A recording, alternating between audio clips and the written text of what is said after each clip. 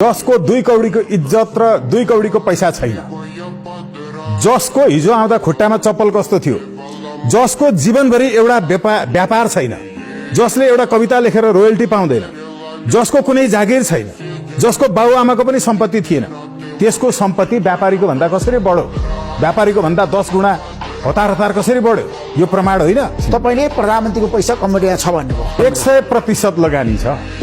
त्यसमा कुनै प्रश्न, उहाँले संसदमा जवाफ दिनुपर्छ।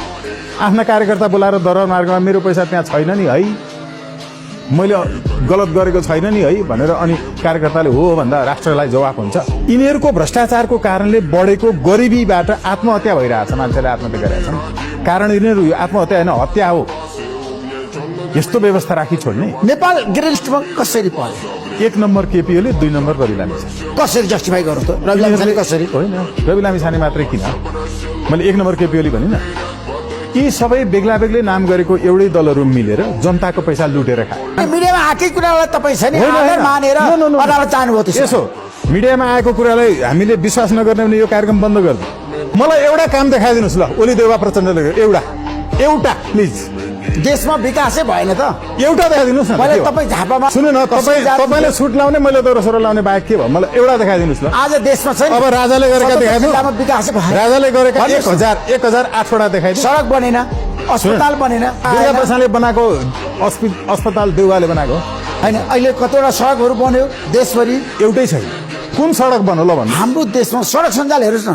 कुन सडक सञ्जाल मलाई भन्नु न। फास्ट्याग बनाएको छैन। कुन चाहिँ फास्ट बनाएको छैन, हेर्नु भएको छैन। इन्डियन आर्मीलाई बुझाएको मैले अदालतबाट नेपाली सेनाकोमा फिर्ता ल्याएको होइन, रिटालेर इन्डियालाई बुझाउने विकास भयो। आज तपाईँले बोल्न पाउनु भएको छ, लोकतन्त्रको ब्युटी होइन। अहिले बोल्न पाउने भनेको मैले पनि लुटेर खान पाउनुपर्छ भन्नेले मात्रै बोल्न पाएको छ। कहाँ बोल्न पाएको छ? एमसीसी विरुद्ध बोल्न पाएको थियो, तपाईँको कार्यक्रममा पाएको, अरूतिर पाएको थिएन, हो कि होइन? अहिले बोल्न पाएको संसदमा के बोल्न पाएका छन्? उसले मात्रै लुटेर खाने, अब मेरो पालो भन्ने। यस्तो हुन्छ वाक स्वतन्त्रता? यो स्वतन्त्रता भनेको नि हयात होटेलको खुला ढोका जस्तो हो। सबैलाई खुला छ त छिर्नु छ भने जस्तो। 5 तारे होटलमा छिर्न ढोका सबैलाई खुला छ, तर को मात्रै छिर्न सक्छ थाहा छ नि? पैसावाला मात्रै पाउँछ। कुनै वाक स्वतन्त्रता नेपालमा छैन। वाक स्वतन्त्रता नेताको जय जयकार गर्न बाहेक छैन।